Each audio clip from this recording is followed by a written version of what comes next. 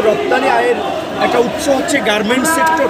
সেই গার্মেন্টস সেক্টরে কিন্তু বা পশ্চিমারা বিশেষ করে গণতন্ত্র, মানবাধিকার, সংগঠন করার স্বাধীনতা, শ্রমিক স্বাধীনতা, এই সমস্ত ইস্যু ধরে কিন্তু কার্যত গার্মেন্টস সেক্টরকে নানানভাবে একটা বাধাগ্রস্ত করছে।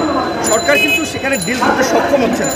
তো এই আপনার প্রায় 40-45 লক্ষ গার্মেন্টস শ্রমিক তারা কিন্তু আস্তে আস্তে ইতিমধ্যেই অনেকে কর্মহীন হচ্ছে, আরও ভবিষ্যতে হবে, কারখানাগুলো বন্ধ হয়ে যাবে। কিন্তু এই বিষয়ে সরকারের কোনো আমরা পদক্ষেপ দেখতে পাচ্ছি না। শ্রমিক সংগঠনগুলো যদি ঐক্যবদ্ধভাবে তাদের এই অধিকার আদায়ের জন্য, তাদের কর্মের জন্য যদি আওয়াজ না তুলে, তাহলে বর্তমান বাংলাদেশের দ্রব্যমূল্য এবং বাজারের যে পরিস্থিতি, সামনে শ্রমিকদের আরও দুর্গতি রয়েছে।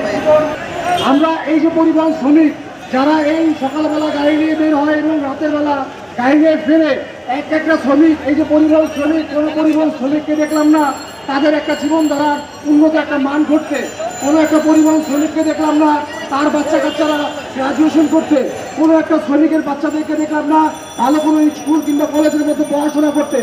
যতগুলো পরিবহন শ্রমিক আছে সকাল থেকে রাত অবধি গাদার খাটনি খাটে এবং এই সড়ক বা পরিবহন সেতুমন্ত্রী যিনি আছেন তার যে উদুর আছে সেটা হাজার হাজার কোটি টাকা দিয়ে সে উদুর ভরে।